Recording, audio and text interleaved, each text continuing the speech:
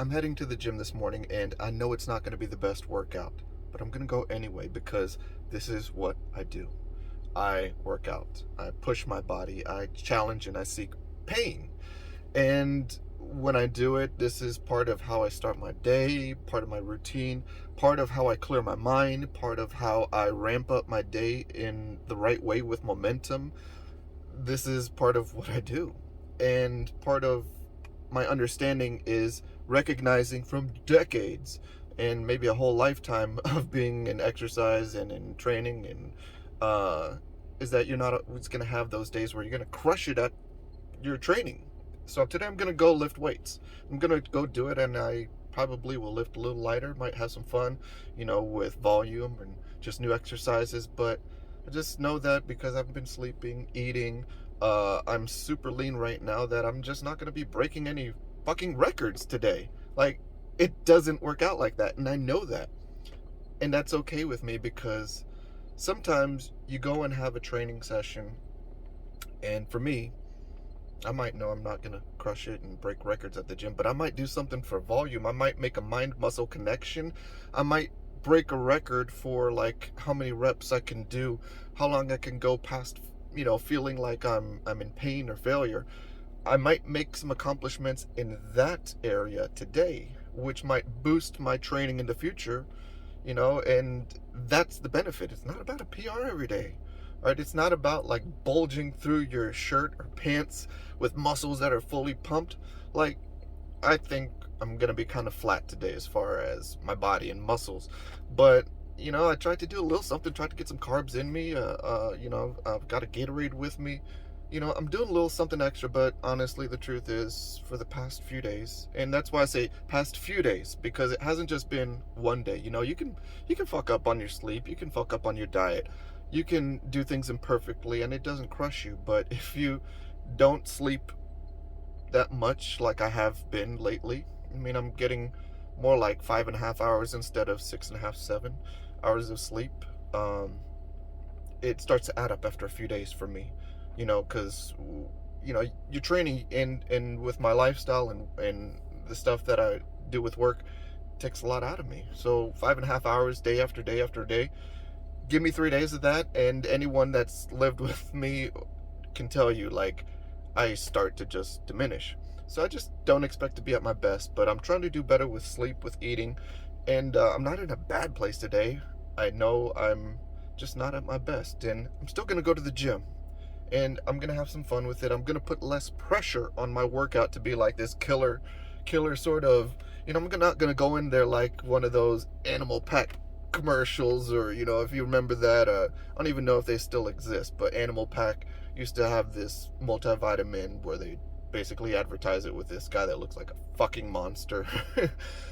Just absolutely just so serious and focused and just crushing it at the gym, and muscles, everything bulging everywhere.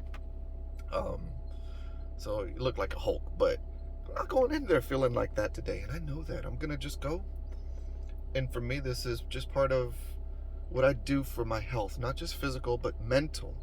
All right, I'm going to the gym because I got shit on my mind. I'm going to the gym because I want to, get things out of my mind. I want 2 hours of just peace from my thoughts, from my concerns, my worries, or even sometimes my ideas. Like, give me a fucking break. That's what gym time is to me. It's my time away. It's my time for me. It's restorative. It's meditative.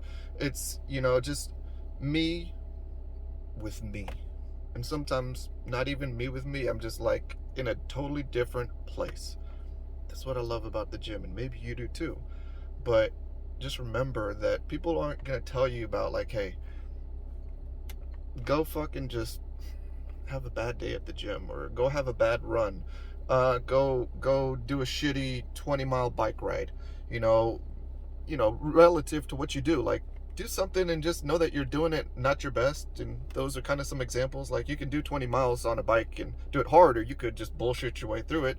You could go to the gym and be killing it with your intensity and pump and sweat and PRs, or you could go in there a little more relaxed, but maybe mix things up and do things a different way. But you have to have permission to have those off days. Are they even really off days? Sometimes your body needs a rest. Sometimes your mind needs a rest. you can't be 10 out of 10 intensity mentally and physically all the time. It doesn't work out like that. So I accept this. And I think developing mastery or better perspective for the mental part of gym game is what allows you to, exceed others, or to maintain when others can't maintain, or just push past your limits better. It's mental. And this is part of what I do mentally that has helped me basically look a decade later pretty damn near like what I looked like when I was competing 10 years ago, earning my pro card as a natural bodybuilder. I'm so fucking happy with that. When I look in the mirror at my body, I'm happy with what I see. Sure, there could always be some improvements. For all my life, I've always wanted to be a little bit bigger. And whenever I get a little bit bigger, I want to be a little bit bigger. All right? Yeah, right now, I would absolutely love to have 10 more pounds on my body. But you know what? I've been trying to get that 10 pounds for 10 years. What I found is that if I play the mental game, I can relax on my training, relax on my diet, relax on the mental and physical commitment, and I can enjoy my life a little bit more, a little bit less stress without feeling to be like I have to be so strict. And yeah, I'm basically like 90% of what I was. So I'm fine with that. Like, here's the thing. When I was a young man, when I was as a teen, super skinny, imagine hard gainer. Freshman in high school, 115 pounds. Sophomore, 115. Junior, 35. Senior, 145. I was 150 when football season started, and then as soon as summer practice started, quickly dropped out to 145. So that is me, 5'9". That is not a big man. Like when I started playing football in high school, freshman year, getting my uniform or my equipment, coaches have no problem right in front of me saying we gotta grow this boy some calves. I mean, I was a fucking stick. That is my figure. I don't gain weight easily. I am strong, but it's a process. It's a challenge. It's work. Part of my mental game has been accepting I'm a hard gainer. I'm always going to be skinny, but there are benefits to that I also am like, well, it's going to be pretty hard for me to get fat. And that's true. I get to eat more of what I want. And especially when I train, I can really eat literally anything I fucking want and I don't get fat. And basically I can return to my normal in like a day or two. It's wild. So when I have these days off at the gym, it's a mental game. Go to the gym, and I'm just feeling like my gym doesn't have to be so perfect. My diet doesn't have to be so perfect. But if you see what's going on, is I'm adhering to my commitment. I'm consistent. I'm consistently being imperfect with my diet. I'm consistently going to the gym, even when I have those days that aren't gonna be, anything to brag about necessarily from a PR perspective. But yeah, man, I might go and today just have such a good time just putting in my headphones, listening to music, listening to something motivational, making some mind-muscle connection. I don't know what it is, but something could click today.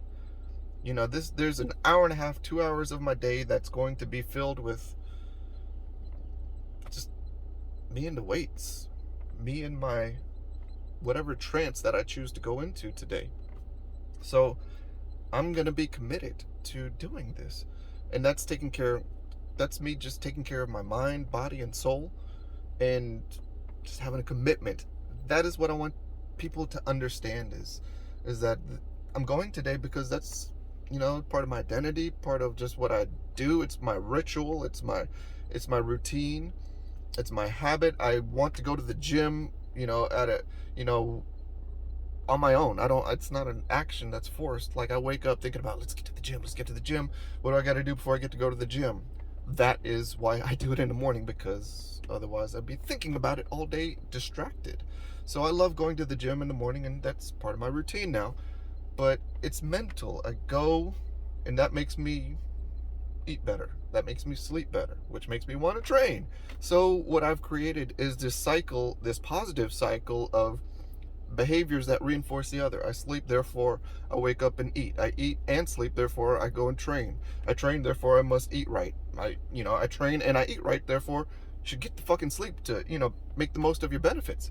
So, for the past, you know, for the past decade since my going pro, you know, I've had different things to work on, but you know what? Maintaining and developing something here to kind of offset being a little smaller, and I mean a little smaller. I mean, like, I look pretty much the same, but there are little things that I actually have improved. The peak in my bicep I've improved over the years. It's little things, that the small challenges that, like, you got to find things that keep you involved and into what you're doing. You got to have a passion for it, and for me, my passion is reinvigorated whenever I make a new connection, whenever I'm realizing, like, damn, oh, that's how that should feel.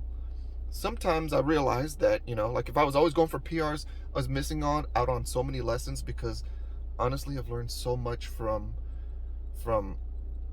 working through a very nagging small shoulder injury, that I just felt like it wasn't 100. I couldn't lift at 100%, so I started all over. And what it did was send me down a path of just doing, a lot of balancing work, a lot of starting from the beginning, working on form and technique and feel. And that took me towards a volume approach. And through that path, I've learned a lot about what things should feel like, which I could basically learn a lesson and feel the right pressure or the right resistance to make that connection might take me 50 reps.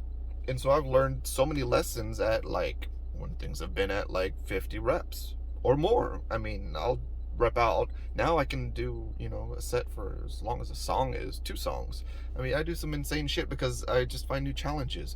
Do a set as long as this song, all sorts of things that I make a new challenge. But it's me just being committed. Like, so what is it going to take for me to remain committed to going to the gym? Can't get bored with it. How do you not get bored with it? You got to mix it up. You got to find new challenges. Got to find enjoyment and motivation and accomplishment in new and different things. So, long way of me saying that sometimes you just have to go to the gym or train or do whatever the fuck that you don't necessarily feel 100% about doing that day in that moment. Just do it fucking anyway, because this was expected.